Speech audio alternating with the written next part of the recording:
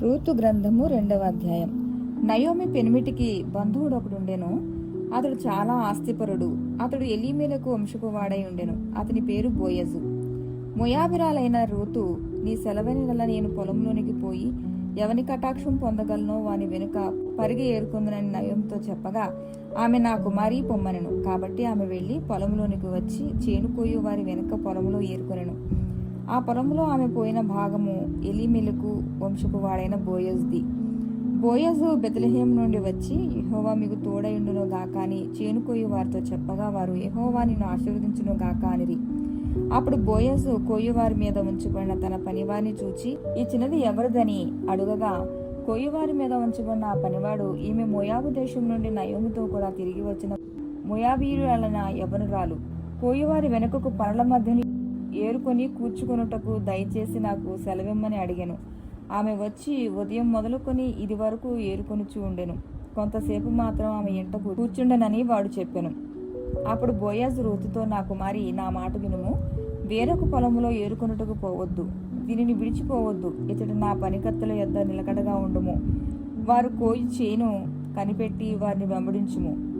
నిన్ను ముట్టకూడదని యవ్వనస్తులకు ఆజ్ఞాపించున్నాను. నీకు దాహమగునప్పుడు కొండల యొద్దకు పోయి పనివారు చేదిన నీళ్లు త్రాగుమని చెప్పాను.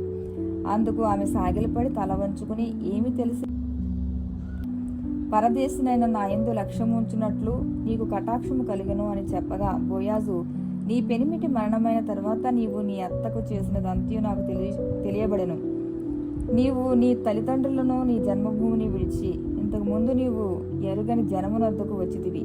యెహోవా నీవు చేసిన దానికి ప్రతిఫలం ఇచ్చును. ఇశ్రాయేలు దేవుడని యెహోవా రెక్కల క్రింద సురక్షితంగా ఉండునట్లు నీవు వచ్చితివి. ఆయన నీకు సంపూర్ణమైన బహుమానం ఇచ్చును అని ఆమెకు ఉత్తరం ఇచ్చును. అందుకు ఆమె, నా ఏలినవాడా, నేను నీ పనికత్తెల్లో ఒకదానను కాకపోయినను నీవు నన్ను ఆదరించి నీ దాసురాలకు నా యందు ప్రేమ కలిగి మాట్లాడితివి గనుక నా ఎడల నీకు కటాక్షము కలుగనిమ్మని చెప్పెను. బోయాజు, భోజన కాలమున నీవిక్కడికి వచ్చి భోజనం చేసి చిరకలో నీ ముక్క ముంచి తినుమని ఆమెతో చెప్పగా, చేనుకోయు వారి యొద్ద ఆమె కూర్చుండెను. అతడు ఆమెకు పేలాలు అందియగా ఆమె తిని తృప్తి పొంది కొన్ని మిగిల్చెను. ఆమె ఏరుకొనుటకు లేచినప్పుడు బోయాజు, ఆమె పనుల మధ్యను ఏరుకొనవచ్చును, ఆమెను అవమానపరచుకుడి, మరియు ఆమె కొరకు పిడికెళ్లు పడవేసి ఆమె ఏరుకొన్నట్లు విడిచిపెట్టుడి, ఆమెను గద్దెంపవద్దని తన దాసులకు ఆజ్ఞాపించెను. కాబట్టి ఆమె అస్తమయం వరకు ఆ చేనులో ఏరుకొనుచు తాను ఏరుకున్న దాన్ని దుల్లగొట్టగా అవి దాదాపు తూమెడు యవలాయను.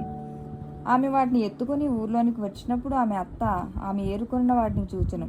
ఆమె తిని తృప్తి పొందిన తర్వాత తాను మిగిల్చిన దాన్ని చూపించి ఆమెకిచ్చెను.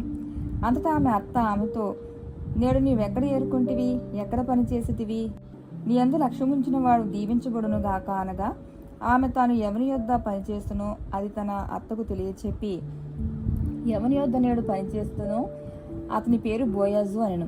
నయోమి బ్రతికి ఉన్న వారికిని చచ్చిన వారికిని ఉపకారము చేయటం మానని ఇతడు యెహోవా చేత ఆశీర్వదింపబడును గాక అని తన కోడలతో అనెను. మరియు నయోమి, ఆ మనుషుడు మనకు సమీప బంధువుడు, అతడు మనల్ని విడిపింపగల వానిలో ఒకడని చెప్పగా, మొయాబీయురాలైన రూతు, అంతేకాదు, అతడు నన్ను చూచి తనకు కలిగిన పంట కోత అంతయు ముగించు వరకు తన పనివారి వద్ద నిలకడగా ఉండుమని నాతో చెప్పెను అనను. అప్పుడు నయోమి తన కోడలైన రూతుతో, నా కుమారి, అతని పనికత్తెలతో కూడానే బయలుదేరుచు వేరొక చేనులోని వారికి నీవు కనబడకపోవుట మంచిది అనను. కాబట్టి అవల కోతయు గోధుమల కోతయు ముయ్యు వరకు ఆమె ఏరుకొనుచు బోయాజు పనికత్తెల యొద్ద నిలకడగా ఉండి తన అత్త ఇంట నివసించెను. ఆమేన్.